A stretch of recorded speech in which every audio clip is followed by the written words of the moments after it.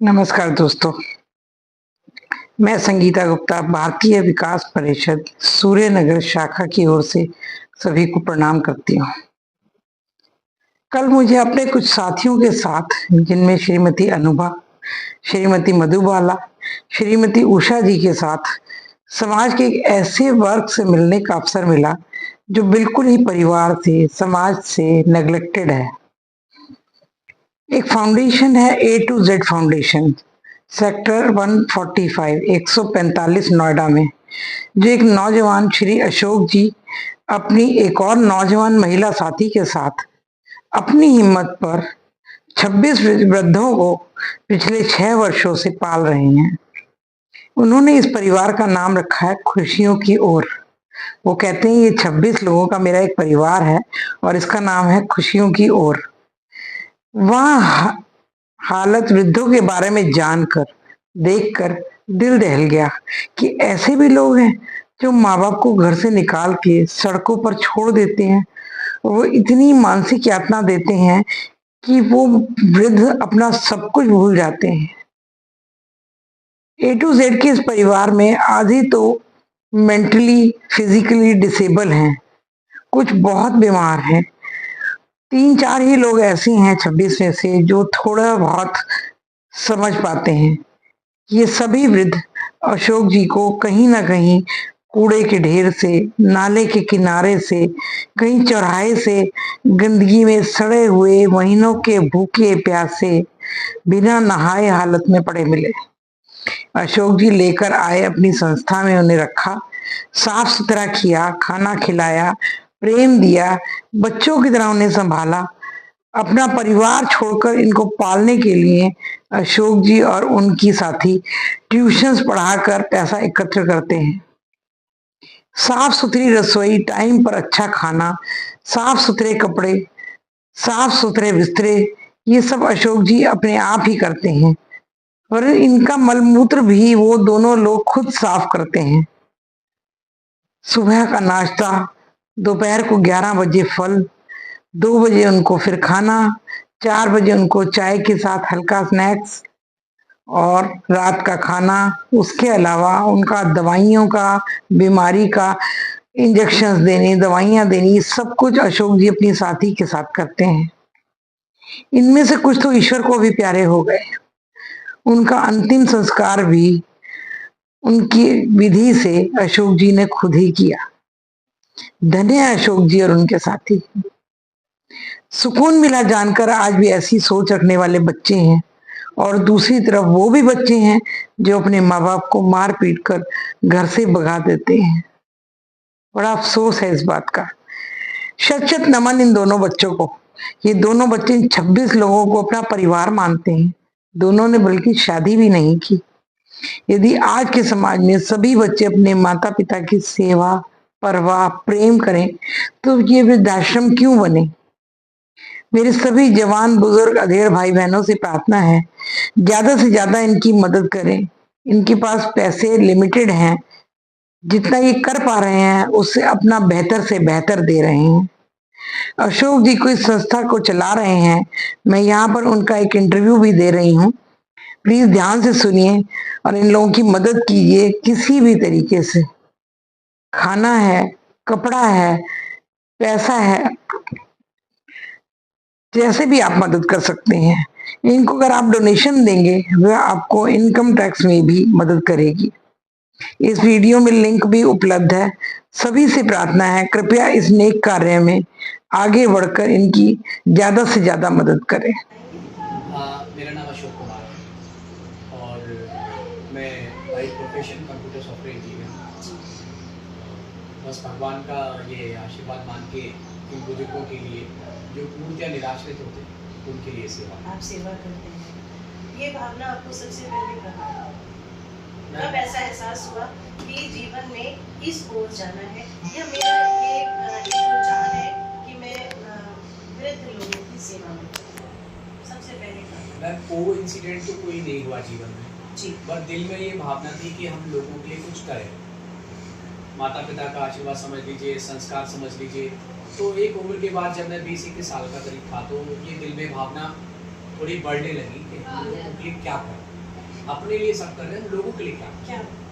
तो इसको भावना बढ़ने लगी, लेकिन पर घर वालों का ये फोर्स था कि भाई जॉब पे फोकस करो, एजुकेशन को बढ़ाओ, एजुकेशन बढ़ा के जॉब करो, अच्छी कंपनी में जॉब करो, क्योंकि आजकल तो ये होता है ना मल्टीनेशनल कंपनी में काम करना एक ड्रीम है सबके लिए। बिल्कुल। तो ये भावना तो थी, लेकिन बस घर का भी एक था कि भाई कैरियर पे फोकस करना।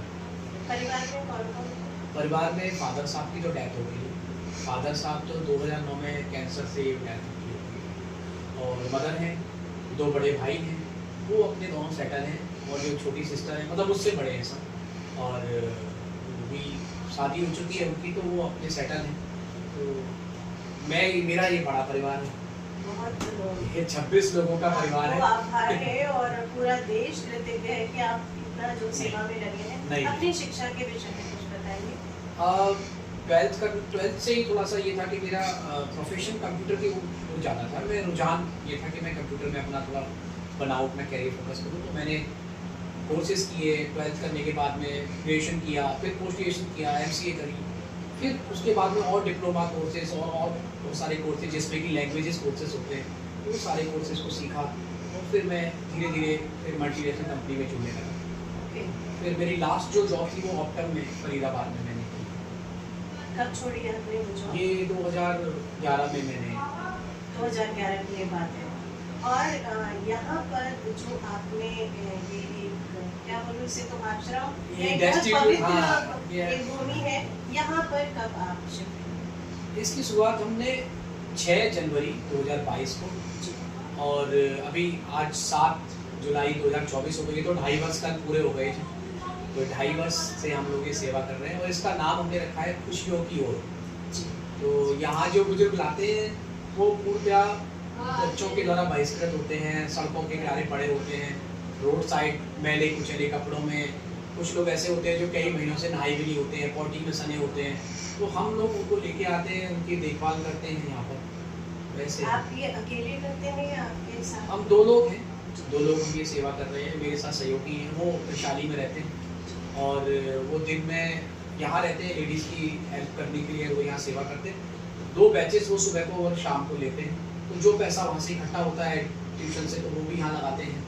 मैं भी क्वेरी लेता हूँ, जो पैसा इकट्ठा होता है वो हम लोग यहाँ लगाते हैं। तो पहले तो हम अपने एंड से ये सब करते हैं। आप कभी ऐसा नहीं लगता कि ये थोड़ा सा जटिल कार्य है या चुनौती भरा है, तो थकान या कभी ऐसा नहीं लगता कि नहीं वापस जो कहते हैं मेन स्ट्रीम की लाइफ है वहाँ जाऊँ?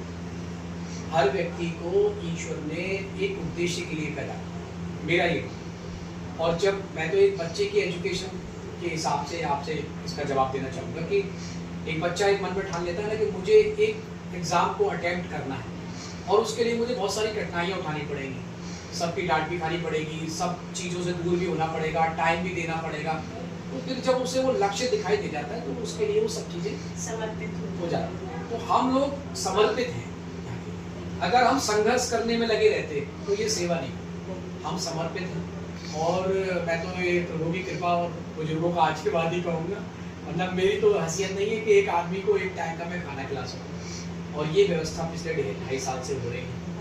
26 लोग हैं, जिनमें 16 मेंटली डिस्टर्ब है, 4 लोग हैं बेड रिडन है, 5 लोग हैं फिजिकल चैलेंज हैं, 1 ब्लाइंड है, और इनके डायपर चेंज करना, इनकी बॉडी साफ करना, नहलाना धुलाना, ये सब हमारे काम है। खाना बनाने के लिए हमने रखा हुआ है।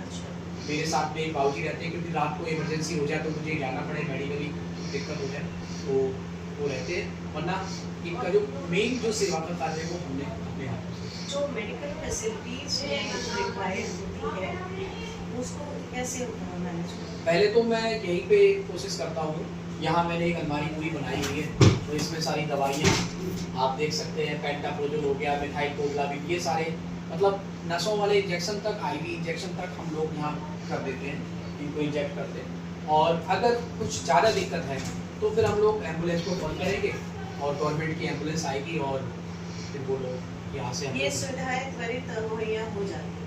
हाँ हो जाती, टाइम लगता है, आधा घंटे से 40 मिनट करीब लगती है, पर हो जाती है। पहले तो बड़ी दिक्कत आती थी, क्योंकि नोएडा में हमारे गवर्नमेंट हॉस्पिटल में हमें सबसे पहले ले जाना पड़ता है, तो वो क्या कहते थे कि भाई हमारे ICU सुविधा नहीं है, तो सफदरजंग ले जाओ, तो सफदरजंग के लिए हम लोग चले जाते थे। फिर सफदरजंग से भी भटकते रहते थे कि लोहिया जाना है, इधर जाना है, उधर जाना है। पर अब थोड़ा सा यहाँ हमारे जिम्स हॉस्पिटल पड़ता है, मेडिकल कॉलेज है कासना में, तो वहाँ से थोड़ा सा लोग जानने लगे हैं इन बुजुर्गों की सेवा की वजह से, तो वो एडमिट कर लेते हैं और निःशुल्क इलाज हो जाता है। ये जितने भी यहाँ पर मेट्स हैं, क्या परिवार ने अप्रोच करने की कोशिश की या पता लगाने की कोशिश की है? मैम ये पूरी तरीके से आपके ना एक वर्ड है डेस्टिट्यूट, पूरी तरह से निराशित बुजुर्ग। मुझे चाह नहीं है मुझे बुजुर्ग की, तो मैं ढूंढूंगा ही क्यों। और हम जब जिस जगह से भी जिस व्यक्ति को, जिस बुजुर्ग को उठाते हैं, उसके उसी नज़दीकी थाने में लेके जाते हैं, सूचना चेक कराते हैं कि कोई क्रिमिनल रिकॉर्ड तो नहीं है, कोई मिसिंग रिकॉर्ड तो नहीं है। यदि क्रिमिनल रिकॉर्ड और मिसिंग रिकॉर्ड होता है तो पुलिस के द्वारा दिए गए पते पर हम लोग उनको पहुँचाते। ऐसे 14 बुजुर्गों को ऑन रिकॉर्ड हम पहुँचा चुके, पर जिनका कोई रिकॉर्ड पुलिस के पास नहीं है, कोई रिकॉर्ड स्थानीय लोगों के पास नहीं है, तो ऐसे लोगों को भगवान का रूप मानकर हम लोग ले आते और देखते। तो अगर संख्या इससे बढ़ती है, जितने भी आप बता रहे हैं, तब मैं पहले तो हमने ये सोचा था कि 15-18 लोगों की व्यवस्था करेंगे, तो 6 कमरों की जो ये पूरा बिल्डिंग है, 8 कमरे टोटल है, तो एक हमने रसोई और एक ऑफिस में तब्दील कर रखा है, बाकी 6 कमरे बुजुर्गों के लिए। जी। तो पहले ये सेटअप किया हुआ था कि हम 3-3 मेडिकल बेड लगाएंगे, तो जिससे 18 लोगों की व्यवस्था होगी। फिर प्रभु की कृपा से 4-4 मेडिकल बेड कर दिए, तो 24 लोगों की व्यवस्था हो गई। अब 24 से ज़्यादा है, अब 26 लोग हैं, तो हमने गैलरी में लेना शुरू कर दिया है। तो हमारे पास जगह की तो कमी है, तो हम लोगों से आग्रह कर रहे हैं कि भाई आप अपने स्तर से 1-1 गज का पैसा इकट्ठा करें और उस पैसे से हम धीरे धीरे ये ज़मीन ले सकें। तो मैं भगवान को चिट्ठी लिखता हूँ, तो मेरी चिट्ठी है, मैं लिखता हूँ, उसको भी आप फोकस कर लीजिएगा बाद में। तो और इसमें हमें 19 गज का पैसा इकट्ठा हमने कर लिया है, 1-1 गज का, तो 19 गज का पैसा। तो मैंने भगवान को अपडेट कर दिया है कि अब 1000 गज का नहीं कराना, 981 का कराना है, क्योंकि 19 गज का पैसा आ गया।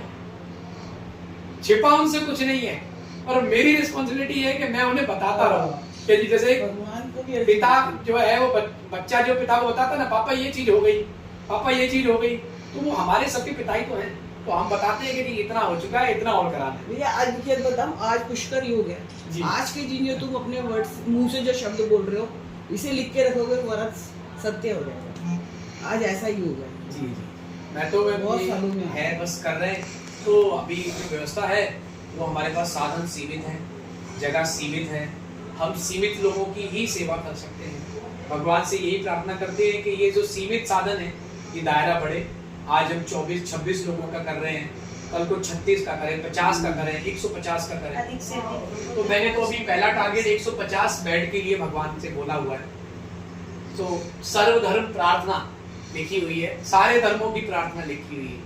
तो इसमें 150 बेड की कैपेसिटी का 1000 कास्ट वगैरह का पता लगा, पैसे कहाँ से आएंगे?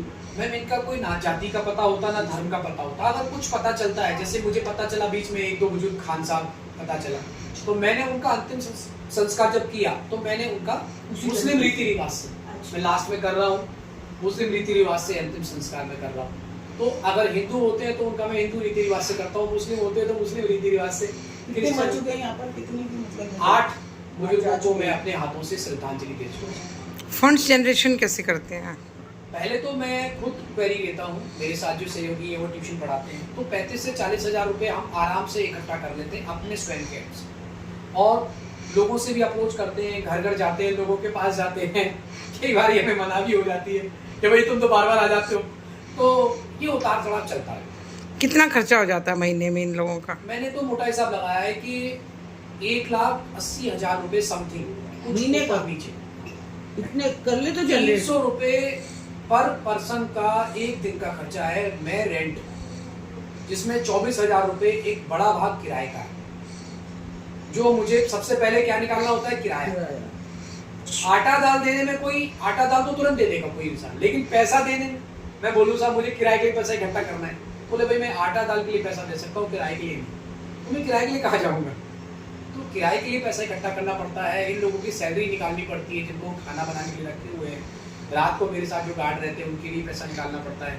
यहाँ की बिजली हो गई, यहाँ का दूध हो गया, यहाँ का राशन हो गया, सब्जियाँ हो गई, एक एक चीज किराए से लेकर अंतिम संस्कार तक मैं भगवान को लिखता हूँ। भी जैसे यहाँ के गांव के रहने वाले लोग हैं जो खेती वेती करते हैं, तो गांव भैंस वैस पालते हैं, गांव के वो मेन डेली बाशिंदे हैं ना, जो गांव के मेन बाशिंदे हैं वो यहाँ नहीं रहते, उन्होंने अपनी जमीन के प्रॉपर्टी को रेंट उगाई पे चढ़ा, हाँ रेंट पे चढ़ा के, और वो अपने कहीं दिल्ली या बड़ी बड़ी अच्छा। सोसाइटी में रह रहे हैं। ज्यादातर लोग नहीं रहते हैं। नहीं, गांव में मेरे ख्याल से करीब 100-150 के आसपास घर बने हुए हैं। आपने रजिस्ट्रेशन करवाया है इसके लिए कुछ? हमारा रजिस्टर्ड है पहले दिन से। अच्छा, पहले रजिस्ट्रेशन कराया, बाद में सेवा शुरू की। मतलब जैसे कैश कोई डोनेशन देता है तो आप उसको इनकम टैक्स के अंडर आता आयकर है। की धारा के अंतर्गत नकद रुपया आप कम दे सकते हो, मतलब 10,000 रुपये समथिंग नकद दे सकते हो। अगर आप 20-30 देते हो तो हम उसकी अलग अलग रसीदें काटें। अच्छा, तो ये नहीं है कि पैसा नहीं लिया जाएगा, लेकिन वो अलग अलग रसीदें कटेंगी, एक मुश्त राशि नहीं कटेगी। लेकिन आप ट्रांसफर कितना भी कर सकते हो, अनलिमिटेड। आप लाख करो, 2 लाख करो, जितना भी आपकी कैपेसिटी है, 1 रुपया भी आप करोगे ट्रांसफर तो ATG की रसीद आपको दी जाएगी। आयकर की धारा, जो आयकर की धारा है 80G के तहत आपको 50% की छूट जो है सभी को, ये सभी को, ये जो भी आप पैसा दोगे तो ये अपनी सरकार से कुछ कहना चाहते हैं? सरकार से इसकी तो भी बस ले लो। इतना है एक कि मिनट अभी बाद में। हम इस पे तो नहीं, आप कोई अपील कोई की, नहीं। आपको अपील तो कर सकते हैं ना आप।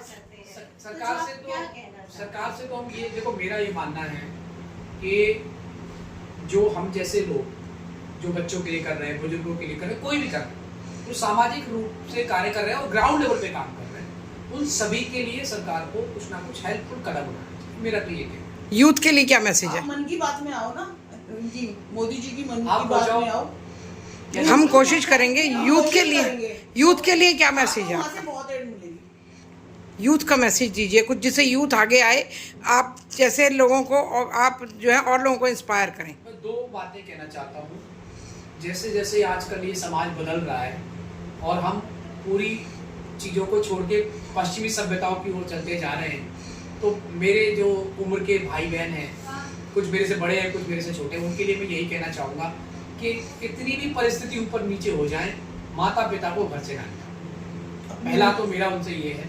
और दूसरा ये है कि जो अपनी परंपरा है, संस्कृति है, आप दूसरे को अपना लो, बेहतर होने के लिए अपना लो, और पुराने को भी मत छोड़ो।